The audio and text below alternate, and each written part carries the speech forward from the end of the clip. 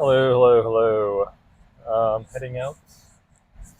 Going to do a drive, so showing the ongoing progression of full self-driving FSD on Tesla.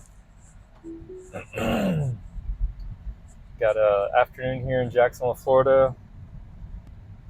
Uh, Rather warm day for February, but got pretty much clear skies, some cloud cover, so got shadows going on in the afternoon with sun pretty much directly over us. So here we go to the first part. I think I'll kind of focus on this on ongoing trials, but seeing the improvement on the turnaround, it just hesitates too much and waits too long. I'm gonna use like a 5 second approach. I'll let it come up, give it 5 seconds to figure it out. If it doesn't, I'll move through it. But so here we go. Get opening. Definitely good to go. 1, 2, 3, 4, and then what it does, it'll pause. That time it did okay. It got in and it pushed through. Sometimes it just waits for the other vehicle, yielding unnecessarily. But there we go. But here's another thing. So now we've got this straight road with parking on both sides, and at least up to this portion, there's a bit of a clear line. So it's in this lane as well as it leverages the lead car in front. But here, it loses track of this line a bit. All right, it's doing better today. Possibly with the lead car in front helping it, but that was better. A lot of times it'll just start going into that right lane because it's a bit biased towards the right. All right, here we go. Coming out of this turn. This is always fun. Get a little close to these cones at times. All right, all good. So we're passing through.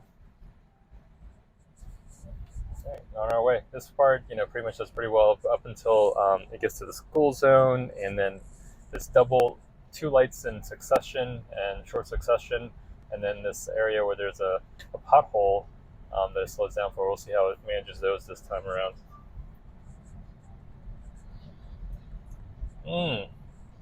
Attack of the birds.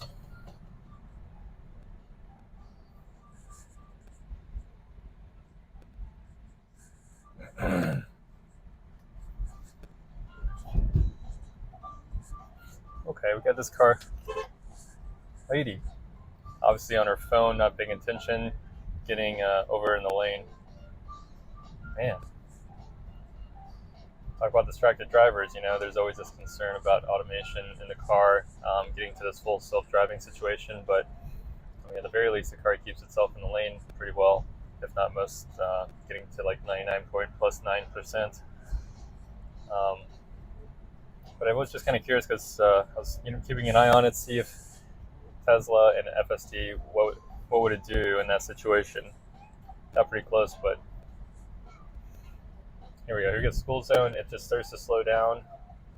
I don't know if it's because of the school zone. It doesn't always slow down. But obviously, school's not in session, so no reason to slow down at this point. No flashing lights or anything. And here we got the two lights in succession. So like quick succession, 1, 2. We're coming to a red light, so it won't really be a factor. But yeah, a lot of good activity in Tesla. Reading a lot about lithium lately. Seems like it's in the news as far as other financial news and regarding just the overall propagation EV, the pivot of legacy auto and manufacturing to go electrification. Even Toyota, it seems like the new CEO stepping in is looking to reassess their strategies on hydrogen and electric EVs to see where they go from there.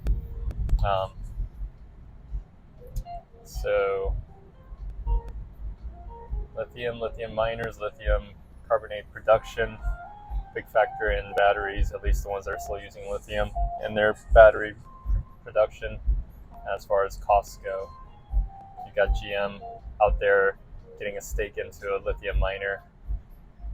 Tesla's also involved with lithium mining or getting more interested in that area, given that the prices have not come down as much as they need to, and there's such huge margins in it. It seems like there's an opportunity to make that more efficient. So much opportunity for for companies that are willing to put in the work and innovate, get talent towards engineering, useful engineering, right? I mean, we've had a couple decades, if not more, of engineering being targeted around, I don't know, I can't say for better or worse, social media, financial engineering, things of that nature that definitely are lucrative to a small group of people, but don't help overall society in general. In some ways, they're detrimental, affecting. You benefit the small by jeopardizing or by hurting the greater good in a lot of these areas that have been focused on in the past couple decades. At least that's my point of view on it. So far, so good. Here we come to this part where there's a pothole. That's the only thing I can see around here that would affect it, but it always slows down right in front of this pothole, almost to a complete stop. It's just so strange. It has not corrected itself since I've been riding, driving the car and using FSD. Let's see, here it comes. You can kind of see it up in the foreground. Here it is, and slow down a little bit, but no, that's much better. Maybe it's finally starting to make that a change. All right, cool. And we continue. So we're gonna go get a workout. I usually work out in the mornings or in the evenings, but changed it up today. I'm gonna work out before I go pick up my kids, and I'm in my 40s. Working out is kind of taking a different tone or focus.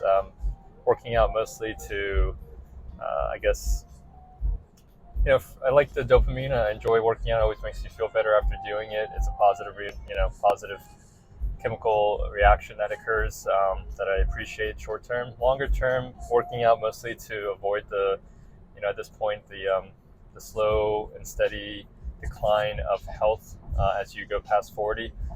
Grip strength, gut check, all those things that start to happen around 40. That's just mass, weight loss or muscle mass loss, bone density loss. So getting into the gym again to help support the longevity of my healthy life. And so the workout regime, it's not as much focused on, back in my 20s, just being bulky and big and, for aesthetic reasons. It's nice to look healthy, but mostly focused on flexibility, strength, and things of that nature. Really focused around the hips, the abdomen or core, and just general flexibility, as well as maintaining that muscle mass and strength. So I do a pretty intense 45-minute to 60-minute workout where I constantly am moving through various weightlifting exercises. So maintain the high intensity, keeping that heart rate above 120, targeting like 130 to 140, and changing my lifting day to day, week to week. Sometimes heavy, sometimes a little bit lighter with higher reps, sometimes heavy with lower reps. Higher reps would be like 10 to 12, lower reps would be 3 to 5, 3 to 6. It's been good. Still working on the strength part, really, especially on the bench press and the squat. I mean, if I'm trying to get back to where I was when I was working out more regularly, college and partially out of post-college, would be squatting in the 225 to 250 range and benching in that 200 to 215 to 225 range. So pretty far from that, which is a little humbling. I think most recently I started repping with the 145 on the squats, and finally getting back to like 165 on the bench. So I've taken it slow. Like I said, I've really been rebuilding key elements like shoulder cuffs, core, grip strength, so that I can build a good base. So really enjoying the process. And it's funny because you go to a gym, you obviously see trainers there, people with their trainers, and I don't think there's enough distinguishing there's people, there are good trainers that do this, but I don't think there's enough that distinguish the type of workout being consulted, how they're, the programs that they're putting people in based on their age, really focusing what the age appropriate type of focus should be or workout should be. It seems like it, kind of will just be generic across the board. Anyone comes in, gets the same type of workout. That's generalizing though. There's definitely some good. I see some good, in my view, trainers in there. And talking to one of the trainers the other day, a lot of this, especially I go to a gym that's it's a Jewish community center, and well, that was awful. I am not in the turn lane. All right, Minifix, go ahead and go. All right, that could have been a little bit. There wasn't many cars around, so it didn't cause much of a problem. But it did not get in the turn lane. I mean, usually does a pretty good job right there. I'm not sure what the situation was. All right, and here we are. Anyways, for another time, we'll catch up later.